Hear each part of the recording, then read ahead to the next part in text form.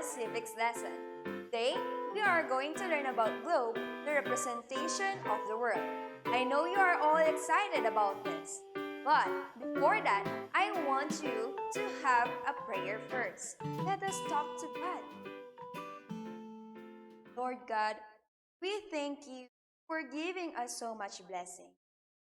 Thank you for covering us, your protection to keep us from any harm. Lord, we are asking help to understand our lessons and keep our minds to pay attention to our teacher. In Jesus' name we pray. Everybody will say amen. Okay?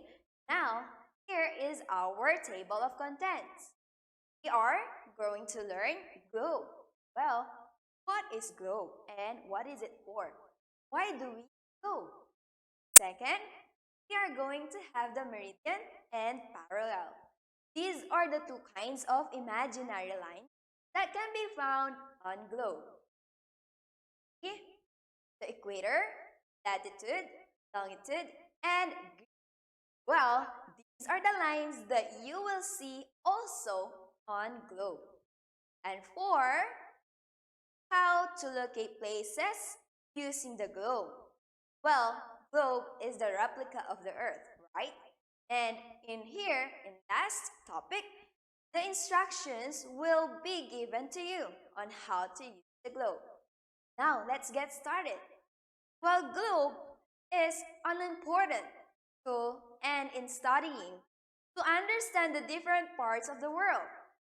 Well, it is the man's closest representation of Earth, and it serves as the replica of the world. Here, there are two kinds of imaginary lines. A while ago, I mentioned it, right? First, the meridians.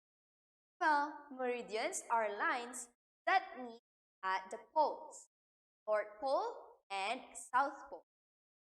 Second kind of imaginary line is parallels.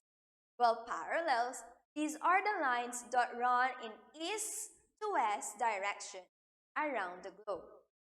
Well, for your information, this is an example on the picture for the North Pole and South Pole. As you can see, those are meridians, lines. And for parallels, as you can see, they are from east to west. Well, we have a main purpose for meridians. This is the prime meridian. Okay? When we say prime, it is the first meridian.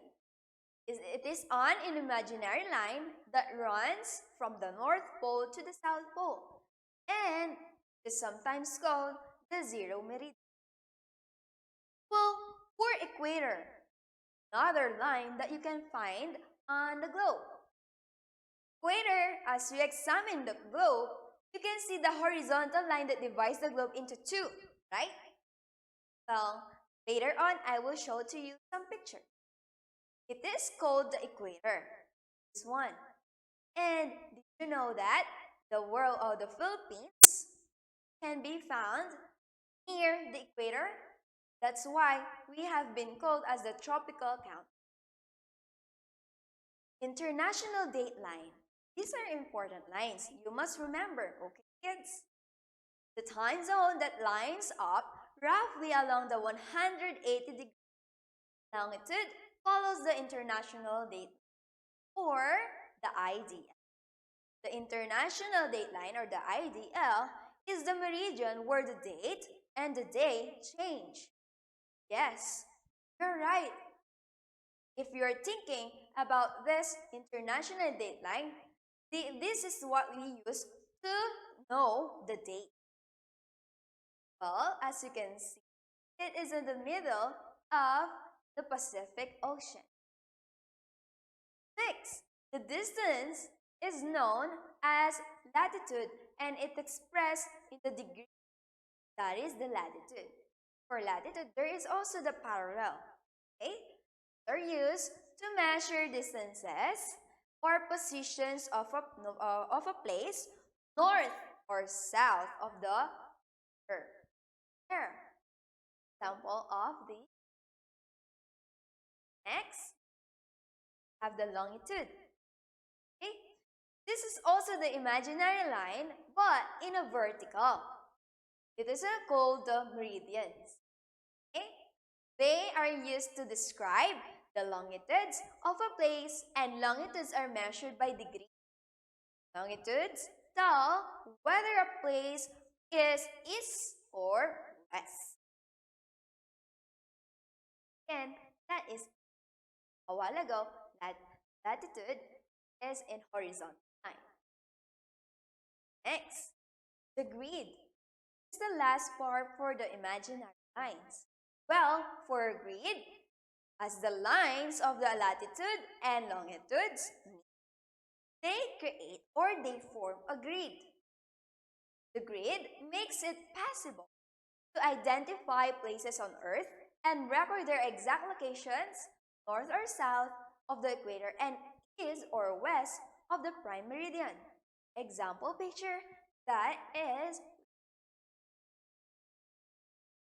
well, this time, how to locate places on Earth are the instructions. Must remember, okay? First, have to find the continent. What are the continents? There are 7 continents in the world where the place or country is located. Second, determine whether it is north or south of the equator. And third, determine if it is east or west too. And fourth, find out the number of degrees. You may take if you have your globe, you may know what the degree of the places you are trying to find. And if locate the place using the latitudes and longitudes of the Earth's grid. I know that it's very hard to understand those degrees, but I have a good idea. You must watch a video that your teacher will send you in your Google Classroom. Okay? If you have any questions with our lesson, please message me on our Google Classroom. For your activity, please answer in Civics and Culture book pages 17 to 19. And for your homework, this is separate from your book, okay? You must get a piece of paper because you have to cite reasons or give reasons why Filipinos are considered lucky when it comes to weather and climate compared to those living in the North or South Pole.